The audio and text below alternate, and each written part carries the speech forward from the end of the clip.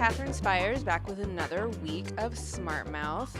This week, our guest is Tawny Newsome. Hi, Tawny. Hi. Thanks for coming. Thank you for having me. Now, since a lot of people who listen to podcasts, I feel like it's people who don't listen to podcasts and then people who do listen to 5,000 podcasts. Uh-huh. So a lot of people will probably recognize you from Comedy Bang Bang. Oh, thank you so much. Oh, yes. I'm always recognized just walking down the street. Anytime I'm humming, people are like, stop, I know that voice. Amazing. No, but yeah, I've done a few Comedy Bang Bangs. It's a really fun, that's a fun, zany, character-y show. But I'm happy to be myself on this podcast with you. A little break from the not acting? Yeah, right? Because you're also on the Comedy Get Down, which is on BET. I am, yes. And you have a record out. I do. You're just multi-talented. Yeah, or like distracted. Either way. Yeah, I get that. I feel this is like depending on your confidence level. Yeah, It's I'm one like, or the other. ooh, I have this personality schism, or I'm a Renaissance woman. Both. Great. Can't have one without the other. Tell my agents, man. Okay, I will. I'll write to them after this. Thank you. Tell me, I need to know a little bit because I've been curious about Comedy Bang Bang. Mm-hmm. Is it, or how scripted is it? Zero. Okay, so the characters you guys are making up that full like hour and a half, 2 hours. Yep. Yeah. And Scott, the host, doesn't want to know what we're going to do. He wants to know God. like your name and like your occupation or like your problem that you're bringing. And that's really it. And I think, I mean, maybe there are some comedians that have more extensive notes and are referencing them, but no one that I've ever seen, like that I've ever done it with, is doing that. But I could imagine like I did one with like Brett Gelman where he had like more of a formal written piece he was delivering. Okay. But it was like part of a bit, like he was delivering like an open letter to Wow. Uncle Sam or something. Right. So, but no, mostly you just get in there and I mean, it's almost like better because you can't, if you have too many things planned, Scott's going to derail you anyway. Interesting. Yeah. That's amazing. I love that show, and now I'm even more impressed. I thought Oh, you guys yeah. at least like handed out outlines beforehand or Oh, something. no. Sometimes when I first started doing it, I was like, I need a little more structure. And then I was like, no. That's awesome. Well done. Thank you. And you were born in Northern California. I was, right? yeah. Let's get your full background out so that we know, like. Oh, actually, I was born down here. I just Oh. lied to you. I don't know why, but I get confused because I was born in like Anaheim, but Okay. we moved to Portland, Oregon for a while, then Northern California. But I've lived most of my life in Chicago.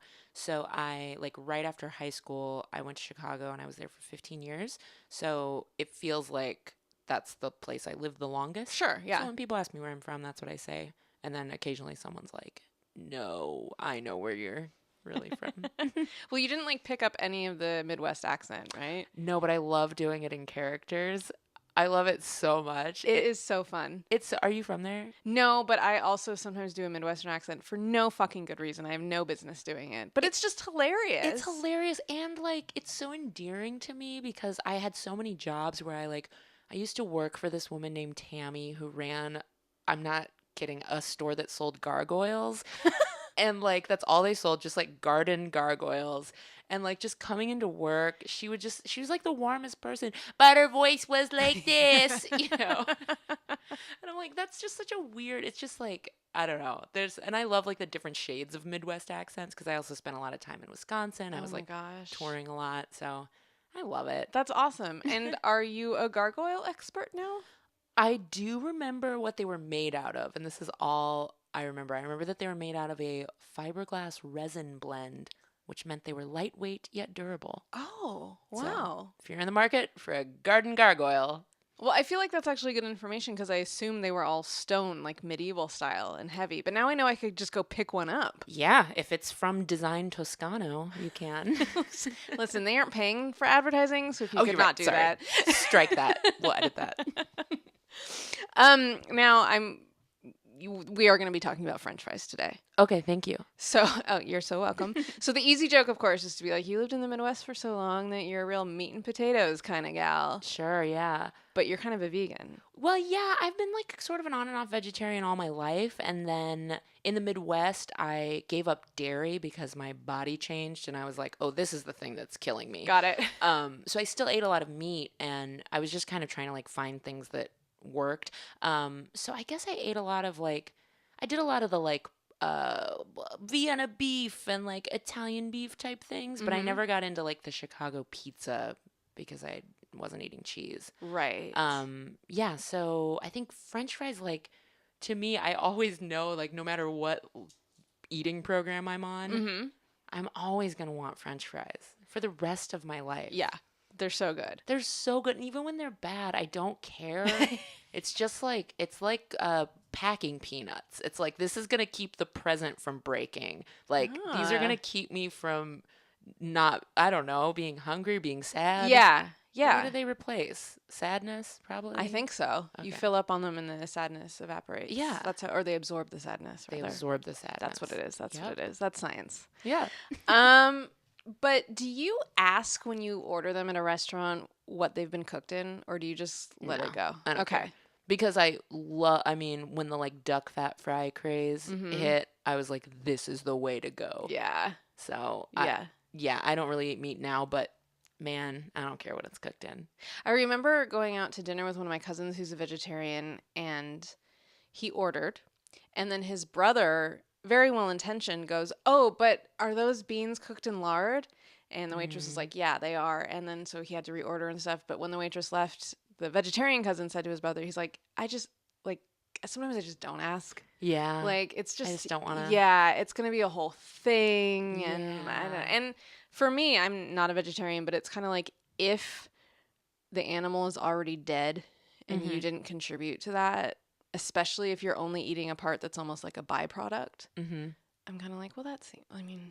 Yeah, I mean, well, I'm going to make people real mad. I don't do it for moral reasons. Well, it doesn't sound like you do, because you're like, yay, duck fat. Yeah, I'm like, I don't care. No, I mean, of course, like, people, like, real vegans get so annoyed with me, as they probably should, because it's, like, an ethical issue for them. I don't share those feelings. I support those feelings. Right. And I'm like, sure, kindness is great. Let's all have more of it. My thing is purely digestion, and I've been, like, kind of a nutrition nerd my whole life and have paid attention to like what my body needs, and I just feel like if we all just ate exactly what we need, everything would be a little bit better. Yeah. Like food supply wise. So I kind of am like, I don't care about that duck fat. My problem is like mixing proteins and starches in one meal because I don't have like the enzymes in my gut to handle it. Oh gosh. Yeah. That sounds rough. Well, yeah. I mean, this is like, you know, what you learn what you need, and then, and that's better. I'm currently mad at vegans because there is a new vegan food truck. Michelle has also noticed this. Donde? You know what? I'm not even going to say. I'm just going to say that they have a name that is very similar to Smart Mouth, and they have a logo that is very similar to our logos. And I'm not saying that they copied it because I feel like the arrogance and the assumption that we're world famous is silly, but I've had people text me and be like, did you start a food truck? I'm like, no, but I know what you're talking about. And they're vegan. Yeah. And I think they're affiliated with PETA. So I'm displeased at the moment. I'll be mad at them too. Thank you so much. Screw you, vegans. Yeah. JK. There's a guy in Chicago. There's this guy called the Tamale Guy. He's a dude who goes around to all the bars right before closing. His wife makes a shit ton of tamales that he puts in a cooler and sells for like $6 for a bag, and you get like either cheese or pork or chicken. He's been there I would live there for 15 years, and I was just back playing a show last month, and I like bought tamales from him. Someone in Chicago started a food truck called the Tamale Guy, and I was so mad because it's clearly not him. He's still selling them out of his Honda Accord. Yeah. Oh, I don't like that. I don't like that one bit. That sucks. Yeah. People need to be more thoughtful. There's room for everybody. Do your own thing. Do your own thing. Because, theirs was, like, targeted. They did it to... Oh, for sure. Yeah. For sure. Oh, I don't care for any of that. No. Let's talk about potatoes. Okay, so they're from South America. I feel like that's fairly common knowledge at this point, that that's where they originally came from. I didn't know that. Oh. Okay, well, now you do. Yay. And they... Europeans were afraid of them for a while. Like, the conquistadors came and brought back potatoes, but Europeans, for a long time, had that weird superstition about nightshades. Oh, right. Which is tomatoes, potatoes, eggplants, bell peppers, and I'm sure some other stuff that I'm forgetting. They were just terrified of them. But then the Italians started eating tomatoes, and Northern Europeans started eating potatoes slowly at first. And then they realized that they weren't going to kill them. Right. At least not immediately. So they got into it. But I guess the question is like, how French fries? Like, how did they happen? Yeah. They're so perfect. Probably from like patacones, right? Tell me more. Well, wait, aren't patacones South American like fried kind of yucca sort of fries? They are, right? Or Yeah. plantains? Or Well, plantains are banana family and they're yeah, fried. Patacones I think are made out of yucca. I'm which are another starchy. Yeah, a kind of potatoy thing. You know, there's a Guatemalan fried chicken chain that does yucca What? fries. I like all the things you said at once. It's good stuff. They do yucca fries, and people don't like them because they're so bland. But I just feel like I cannot escape the Irish part of my heritage because bland food, I'm like into it. You like a Love bland, it. you like a beige meal, Yeah, huh? I really do. I love a yucca fry. It's true. They don't taste like anything, and Huh. I'm into it. Yeah, I guess the only time I've had them and I liked them, they had like an extreme garlic chimichurri thing happening. Yeah, I'm sure most people reasonably spice them up so they actually have some flavor, but I'm like, I'll take them plain. Yeah. Thanks. You're like, give me that plain, give me that dumpling. Yeah. Empty dumpling. Yeah. That would be great. So to be clear about like what French fries are, you prepare them first by peeling the skin off, or not, honestly, at a lot of places. Cut them into even pieces, matchsticky type pieces. Soak them in cold water, which removes the starch on the surface. Dry them out, fry them, and then fry them again. The second fry part is not necessary, but it's what makes French fries taste good. I think that kind of famously, the fries at In-N-Out, no one likes them. Yeah, no, they're bad. Yeah, and that's because their whole thing about everything being fresh. So they actually make the French fries from whole potato into fry at the restaurants. And they don't double fry. They don't double fry them because they don't really have time, I think. You solved it. You solved why I hate their fries. Glad to be of service. Thank you. I'm not the only one who's noticed that, I have to admit. Wow. But I'm the one who told you, You're the one so who told give me me. credit. So they're called French fries, but all of Belgium will tell you that they're from Belgium. Can I, okay, finish your thought, and then I want to go on a tear about Belgium. Well, that's Not like the country. No, that's funny that you're going to say that because Belgium gets so uptight about people thinking that French fries are French. Right? So I feel like they might be a humorless people. Well, okay. So my good friend Tim Baltz is French. His mom is from France, and he lived there for a time. And he asserts that the fries did come from Belgium, and Okay. that they used to be amazing. Like when he was a teenager, he said he would like go over the border and like go to Antwerp or go to Brussels, and you'd have like moule frites, and they'd be these amazing fries. I was just in Belgium for the first time. I went to Amsterdam in August, and I was like, we gotta go to Antwerp. I'm getting my moule frite. We go to Antwerp. All of the fries in the restaurants are frozen. And I texted someone and I was like, isn't this like the birthplace of fries? And they were like, yeah, but like every place now, they just have frozen fries because so many tourists come and eat them. They don't bother to make them fresh anymore. And I went to like a nice restaurant. I went to a lame fast foodie type restaurant. Yeah. Everything was frozen. Wow. I was so mad. And I was like, well, you guys aren't winning this war by serving us frozen fries now. Yeah, that really feels like it takes the artistry out of it. It truly did. I mean, I And- still ate them, but yeah. Right. You still ate them. So you still gave them money. Yeah. So they don't care. But there's got to be. I would hope that. Okay, we have some European listeners. Get at us. Tell us where in Belgium you can find. Yeah, I'm sure they're gonna yell at me now on Twitter and being like, "You went to the wrong place in Antwerp," but I tried. I You really tried. It sounds like you put in a real good faith effort. I did. I texted European friends even. So what more can you do? I don't know. I certainly Move there? don't. Yeah, but you're not going to move there if you don't already know that the fries are good. Great point. Thank you. So I read something, and now I'm completely blanking on which source it was from, but I put up all the sources on the site. But some Belgian said that the term French fries is just an example of the French gastronomic hegemony. Whoa. I was like, okay, calm down. Yeah, right. Chill out. Take it easy for a second. But to back up a little bit, Western Europe got into potato farming in like the early to mid 1700s. So potatoes are cheap and easy to grow and do well in cold weather. They probably weren't fried at first because oils and animal fats are very expensive. So for the people who were like subsistence farming, they probably didn't have a lot of extra animal fat lying around. So it took a while to get into that. Now, important point. To French something, not a human, but a food item, or Frenching, it's a cooking technique. Oh. It has to do with cutting things into strips before you cook them. Oh. Yeah. So Huh. I guess that at some point they were called French fried potatoes was what they were originally called. Yeah. French as in just the way that they Like were the cooked. verb. Yeah, nothing to do with the country of origin. That makes sense. I think so. Belgium, are you happy now?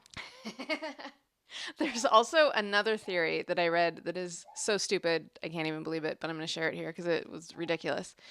The idea that some people think that French fries are called French fries because Americans in World War One, American soldiers, got to Belgium but thought that they were still in France. Oh my God. Because they couldn't tell the difference between French, and Belgian French. Oh my God. And that they assumed that these little treasures that they were eating were French because they thought they were still in France.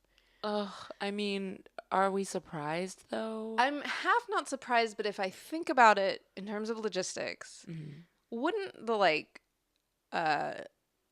army captains, I don't know military terms, wouldn't they have known more or less where they were? Somebody's got a map. Right? Somebody's got some kind of wrong map. Because even in World War II, I still feel like the sizes and shapes of countries was all cattywampus. But somebody probably had a compass or something. Yeah, and it's far enough north that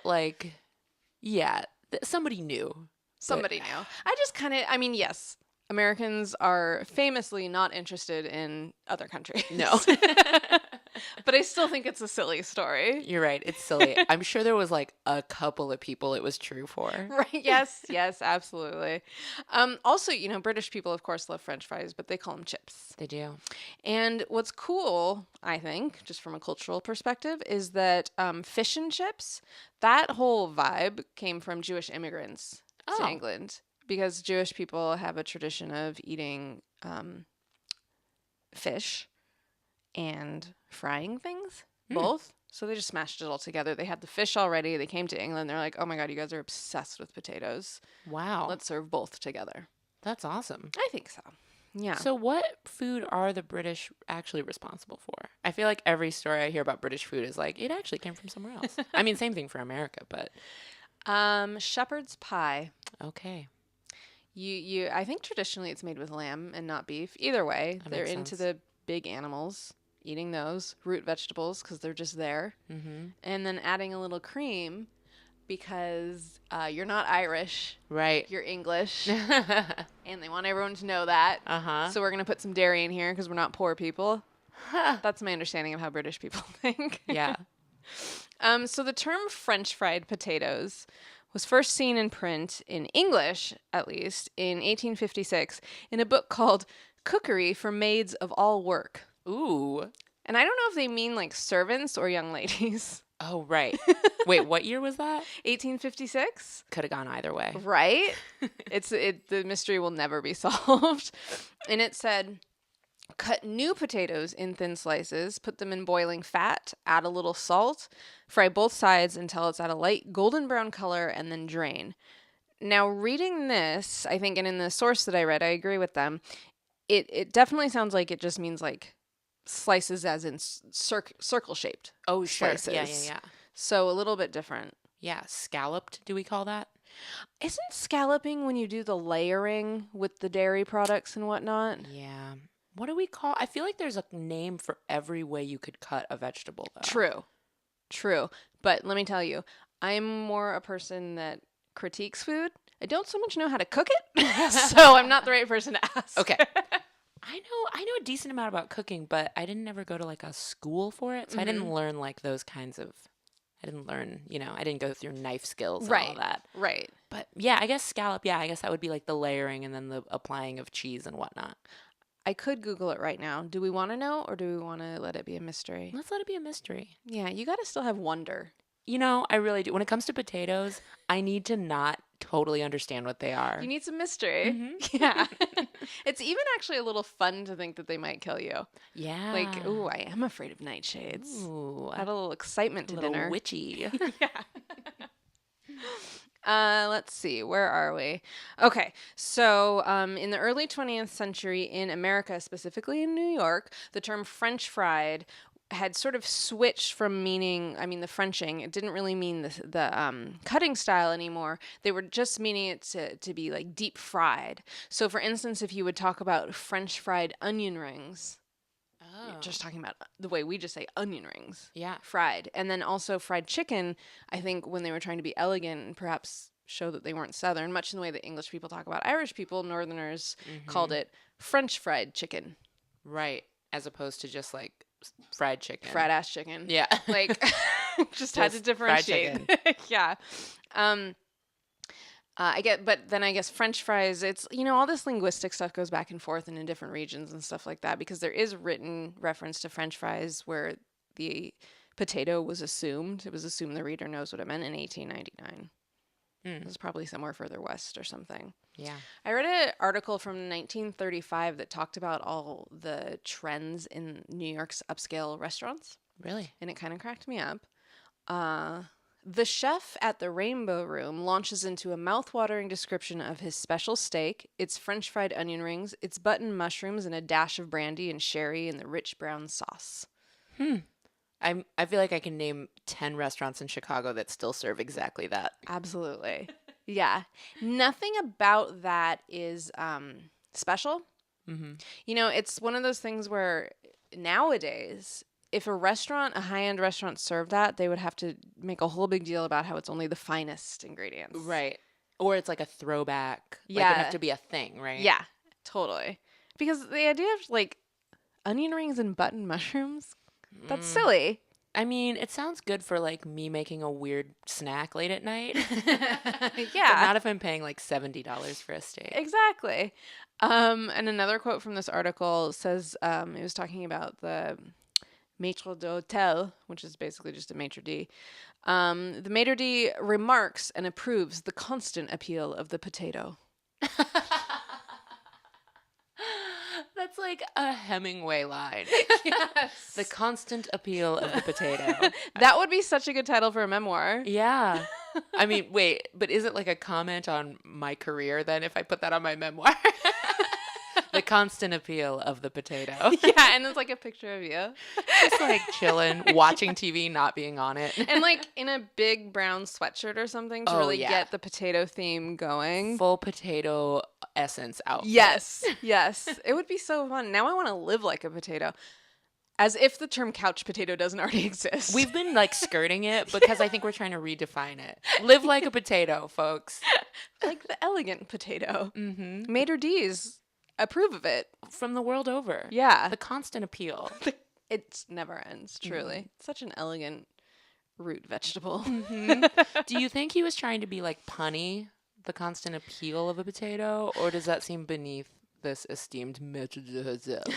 It definitely doesn't seem beneath him. Well, in my mind, it's some very like arch guy with a waxed mustache. Oh, yeah. Straight out to the side. Yeah. Mm-hmm. Yeah. And always like when he's talking to customers, there's always a little dig. They don't always pick up on it. Yeah, yeah. Just to make sure they know they probably shouldn't be here, but he's allowing them to be. Yes, exactly. So honestly, it could go either way. Mm-hmm. I don't know, but he also said that everyone always wants ice cream for dessert. So it's like it's so hard to tell almost 100 years later if he's being sincere or not because he's describing children's food. Yeah, he really is. He really is. He's like, our main dish is onion rings. And everybody wants ice cream after. Yeah. Who knows? I wish that the guy should have written a memoir himself. He should have. The constant appeal of the potato. I was just kidding. I feel like we have to talk about frozen fries. Get a little out more. Of my life. Yeah, you are not into this. Because I'm like, if I'm wasting the calories, the salt, like it's not a great food to love, It's not good for you. Yeah, but I'm going to go ahead and say that it's not bad for you necessarily. Really? Okay, here's why. And maybe I don't actually care. I'm just like presenting another I'll take viewpoint. it. It has a lot of vitamin K. Yeah, but so do like cruciferous vegetables. Do they?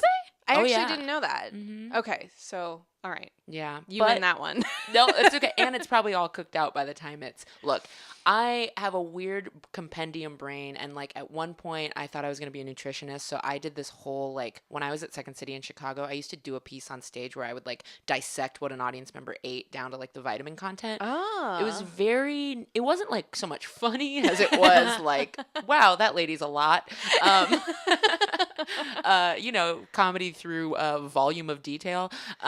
But I do remember learning about like the temperatures at which, I don't think I remember it now, but like the temperatures at which all those vitamins pretty much get neutralized. And I think boiling an animal fat, or however they put it, Yeah. probably gets rid of it. What about roasting? Roasting, I think, is fine. Yeah, especially if you I feel like if you do it high heat and fast, so if you like broil stuff, that's what I tend to do. Okay. And the nutrients don't leach out as much? No, yeah, because I think it's like they don't have time to. I wish this was 2014 and I still had all this like stacked in my brain like I did, but Well, I want to put you on the spot about more stuff. What do you know? Okay, so this thing that I've been reading about so much, and I think I totally buy it, is that we've demonized fat for no reason Yeah. for the last 70 years, and that it's actually sugar that's the terrible thing. And every time we eat something low fat, we're getting more sugar. I would agree, yeah. Especially dairy products, because the sugar content spikes when you reduce the fat in it. Okay, and one person who is totally crazy that I know said that they actually add in sugar and other ingredients to low fat dairy. That's just bonkers, right? Wait, they add sugar or they add fat? Sugar, like if something is low fat, she was saying that they don't just skim the fat out of it, they also add stabilizers or preservatives. There is, okay, so like with skim milk, because they've removed the fat, I think to, God, can I remember this? I think to make it so that you can still absorb the vitamin D, you need a carrier. And so I think that's why they add, it's not like they're adding sugar, but they're adding something that then in the body it turns to more sugar. So they're putting it through a process because there's no fat. So like the bioavailability of the vitamin D in your system is not as great. So they have to do something to it. It's something to do with like the lactase, like the lactose rather. So yeah, there's something. I think your friend is sort of right. Okay. But I'm also like, I'm grasping it like. She's not my friend. Damn. You straight up like Mariah Carey. I don't know her just now. I don't know her. I don't know this sugar milk chick. If you're listening, lady, you are not friends. I doubt she is. Like I said. What other answers can I bullshit for you? Yeah, so I have this one. I remembered recently that there was this preparation of flank steak that my mom used to make that I thought was so good. And I'm not a big meat eater myself for various reasons, but I remembered it and I'm trying to like eat more protein. I am on like a lifetime struggle to eat more protein and fewer carbs. Do you know that that's what you need, or is it the world telling you that? That's a good question. I hadn't thought about it that way because I'm all about punishing myself. Oh, sure. Yeah. I do know this isn't like starchy carbs, but I do know that I have a tendency to eat a shit ton of ice cream and I gain weight from it like that day. Yeah, ice cream's gonna do it for sure. Yeah. Okay. Well, it's like a 1-2 punch. It's like all sugar, dairy clogs your system. It slows down your digestion. But you love what you love. Yeah, but I think it makes me break out too. Like there's nothing good about it. Yeah. This was me in 2011 when I was like, "Oh, dairy is killing me." Yeah. But I can eat french fries every day. Right. Yeah. Yeah, I haven't done that sort of deep dive into like taking your blood and figuring out like your blood type and how that relates and all that kind of stuff. I'm just I do know that on like 2 occasions in my life that I've actually gone no carb, like actually did it, actually stuck to it. I do lose weight and very quickly. Sure.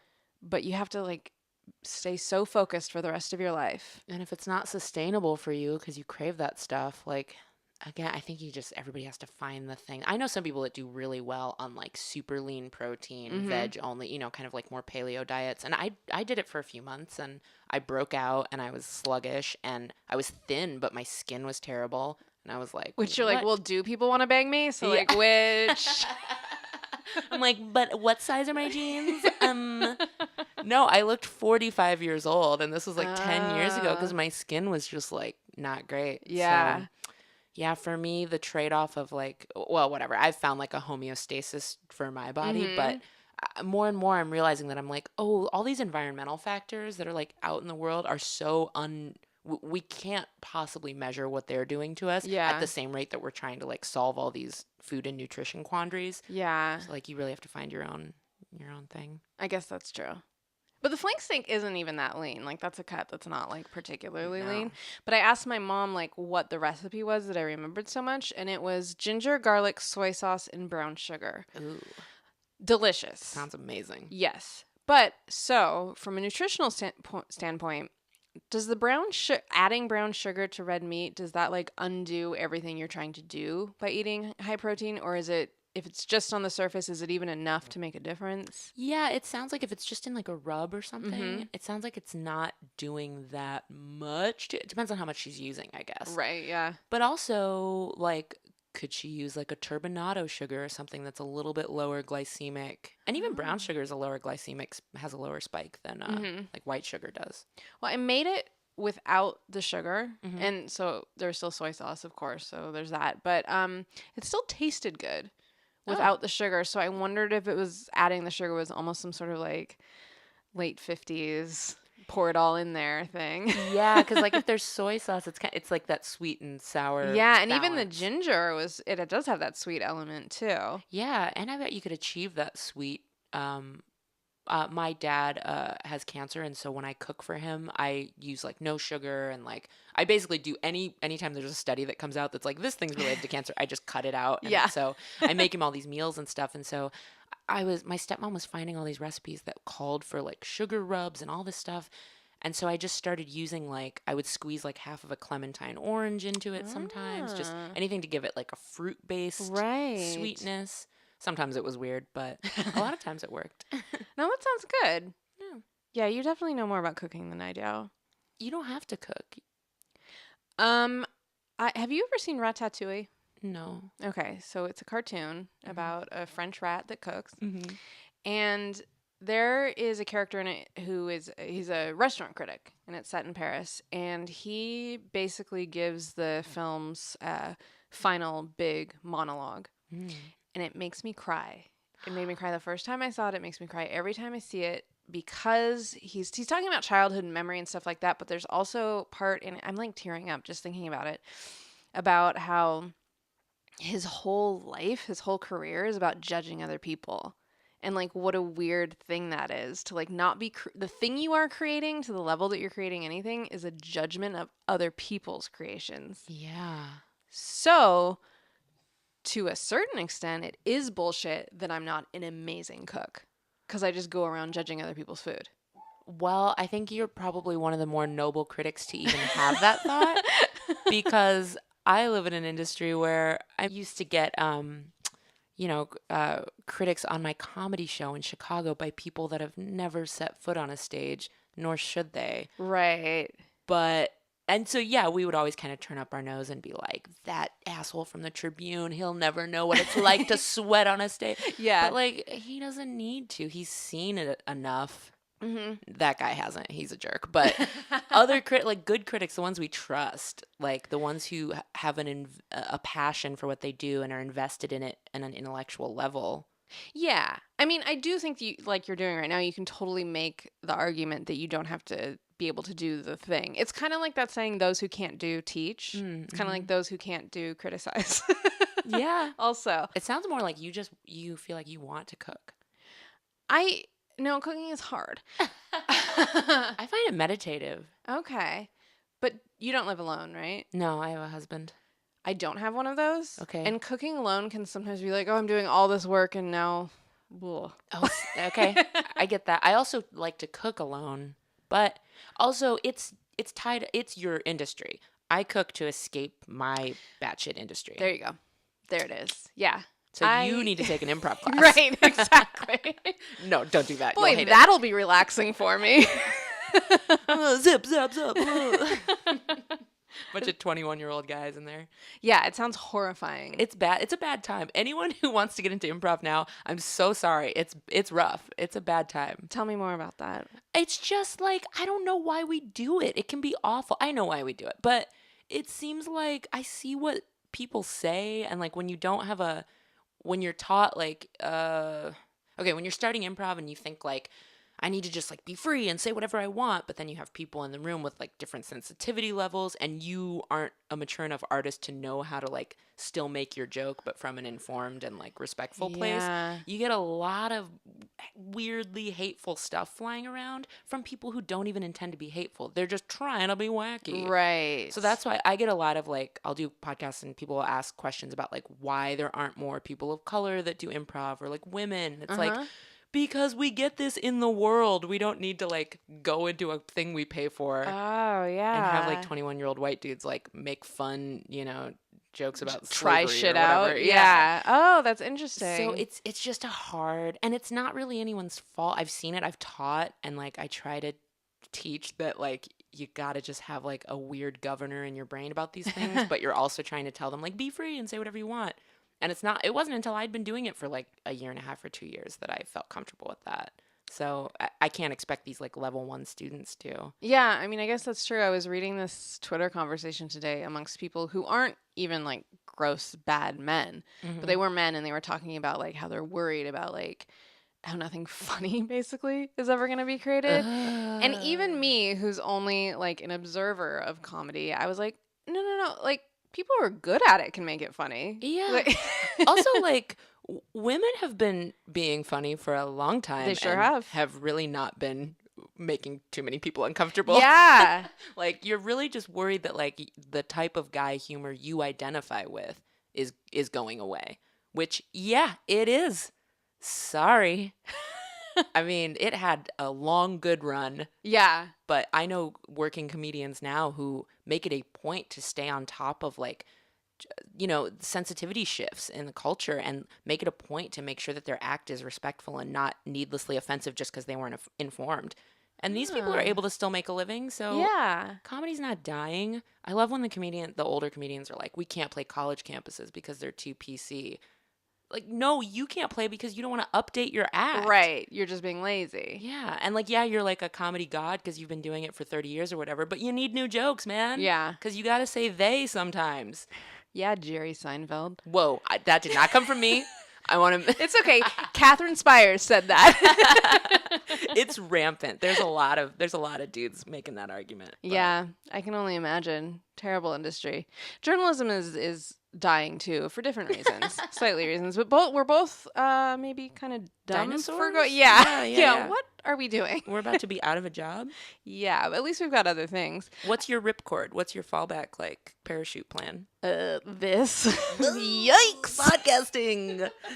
Yeah. So I don't know. It could work. There is a future that we haven't discovered in podcasting, and the future of it might actually just be like becoming more like radio shows. I thought you were going to say, like, we put the microphones away and it's just a conversation. Yeah. Well, I don't know how we'd get paid for that. The new podcast is just people talking. Have you noticed, too, that there's this sort of trend currently in podcasting where more and more scripted podcasts are popping up than in years past? Yes. I just did one the other day and I was like, what? Yeah. This is a thing? Isn't that just, like, the birth of radio? Like, old-timey radio shows? Yeah, maybe. I feel like it's almost a circle. And it started... Okay, so I just did, do you know Thrilling Adventure Hour? Mm-hmm. I just did my first one of those. They asked me to do a benefit that they were having a couple weeks ago. And, I mean, that's been around for 15 years. Yeah. So they not started it, but they were, like, on that first wave of that. That's true. Then they stopped doing it because everybody got really busy. Then it went away. That trend kind of went away, and now you're right, it's back. So back with a vengeance. With a vengeance. I mean, whatever gets people chatting and yeah. Yeah. No, I actually totally it's like agree a good with you. Yeah, and I think that it's a lower barrier to entry. Mm-hmm. Because if you're doing podcasts, it's true, you do need some sort of equipment. And I'm lucky because Michelle's an actual radio producer, so she has nice stuff. But You're you doing a can great do job. it. You can do it with much cheaper equipment as opposed to trying to get hired at a newspaper Ah, where yeah. you're gonna get paid shit anyway. Yeah. And people of color generally don't get hired at mainstream newspapers. And how has that not changed yet? Because even in improv, all of a sudden in the last year and a half, all the like white people that run improv looked around and went, "Oh no, we need to fix this. The optics on Yeah. this are bad," and just started Yeah. gathering us up by the armful. So why haven't newspapers figured that out? I do not have an answer for that. Well, I mean, I'm trying to find one, but I've spoken on a couple panels of like young aspiring journalists, and they're like, how do we get into it? And I'm like, don't. Why would you? I mean, start your own blog and figure out your advertising deals for yourself. yeah. If you're going to be poor, like, have fun doing it, Yeah, I guess. don't have to go to an office Yeah. and be poor. Yeah. I mean, I don't think that journalism is dead. I think it's changing. Speaking of full circle, I actually think that it's going back to the sort of original, like, town crier, pamphleteer type situation. I like that. The pamphleteer. Yeah, because the whole lie that we told ourselves about news having no bias, that's simply not true. We're humans. We approach everything with a bias. So let's just be honest about it. Yeah. I mean, the disgusting part of Fox News is that they pretend that they're presenting facts. Oh, I know. It's so depressing. Yeah. So just don't say you're presenting facts. Be like, this is what I think. But also, hey, they're the worst. Anyway, we just went on a journey. That's what I'm here for. Yeah. I'm like a magic carpet of like tangents. Like we got nutrition, we slam Fox News, you ruined my potential career with Jerry Seinfeld, you know. I'll never work again. You'll be fine. I was watching a show that I will not name because I truly won't work again. But I was watching a show and I got so mad because it was like this comedy that I was really excited for. And I was like, I'd been waiting for it to come out, and it came out. And there were like 14 series regulars and not one person of color. And I was just like, what a slap in the face. And I like wanted to like tweet about it, and I like texted my friend who's like more in the like showbiz world, like more famous than I am, and she was like, do not tweet about this. Do not say anything, because these are all these super well-meaning liberal white people that don't know they're doing it, and you're just going to piss somebody off. But I was like, I just wanted to like shout about it, and so I like shittily like subtweeted about it. And I was just like, cool show, guys. Like didn't name them at all, but it just, you know, like I feel like I'm always walking this line of like, speaking of town crier, just being like, I want to burn it down. Yeah. But then being like, I still have to work in this industry. That's hard. Yeah. It's really hard. But I guess it's what we all have to do. Yeah, I guess so. We can't completely pop off unless we're independently wealthy. Who do you want to pop off about? Is there some restaurant that did you wrong? Not on any big level. Like, I'm kind of a rageaholic.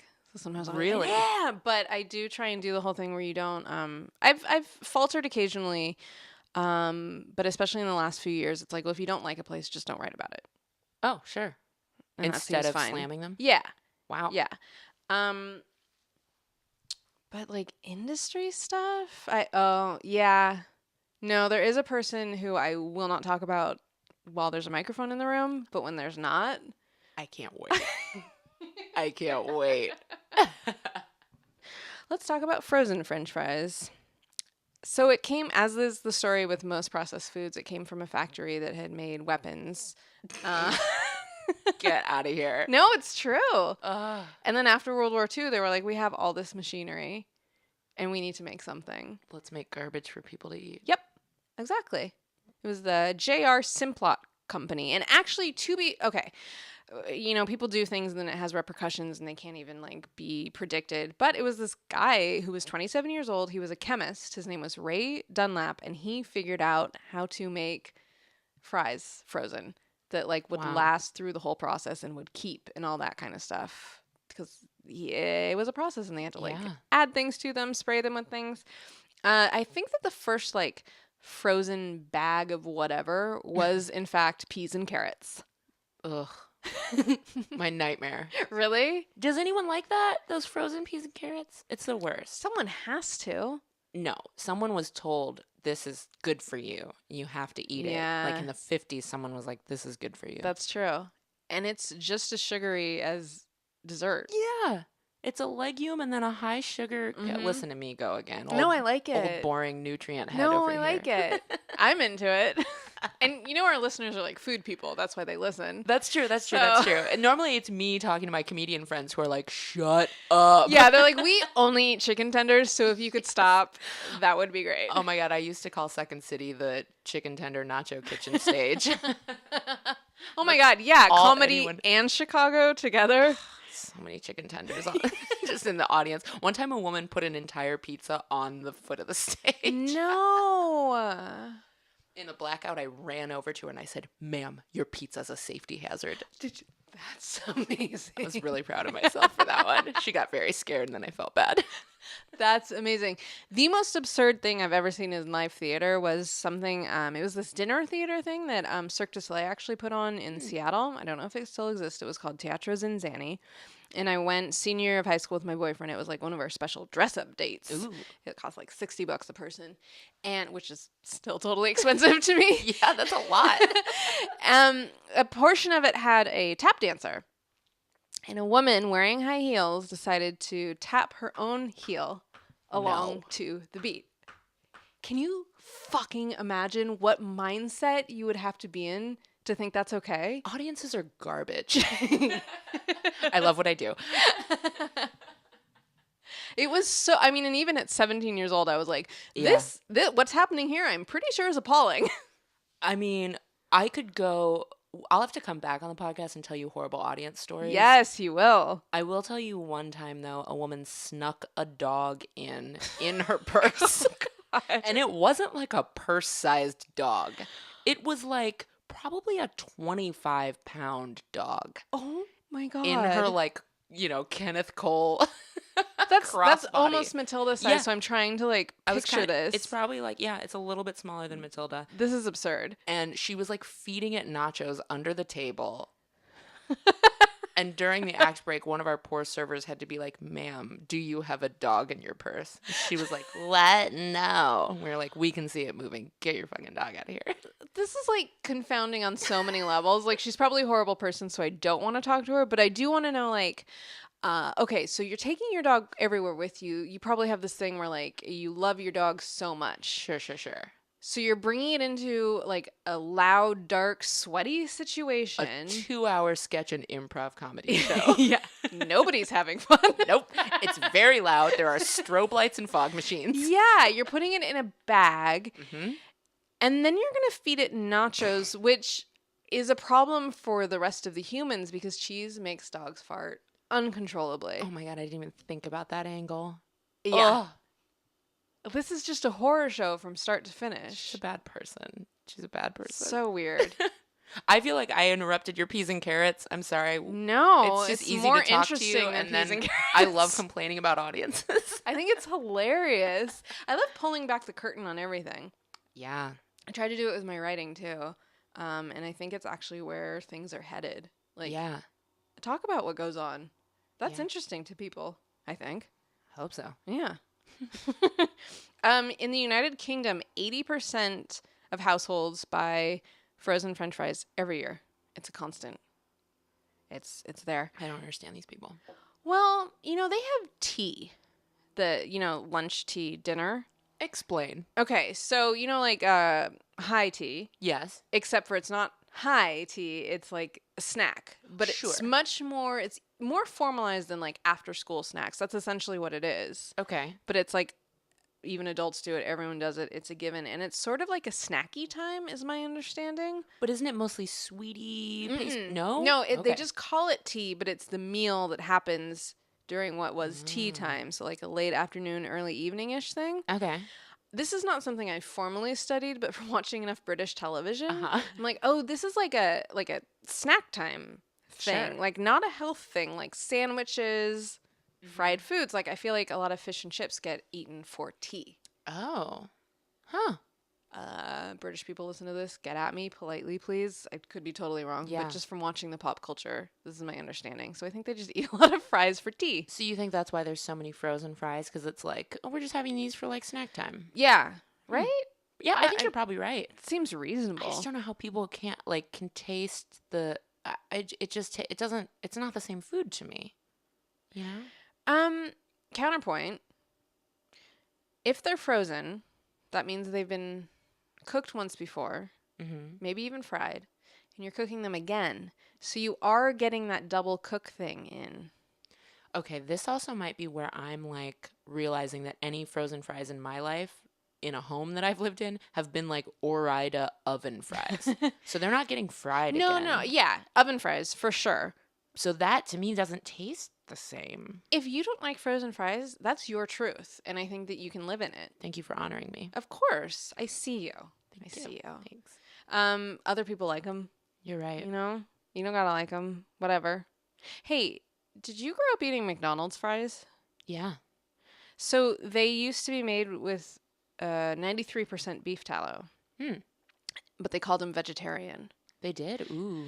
And I really think that it's that, it sounds wild to us now because as a culture we know a lot more about food, but it is a thing that you read about in years gone by where people would be like, well, it's not meat, so it's vegetarian. Yeah. And so they'd serve you a soup with like a chicken stock base. Yeah.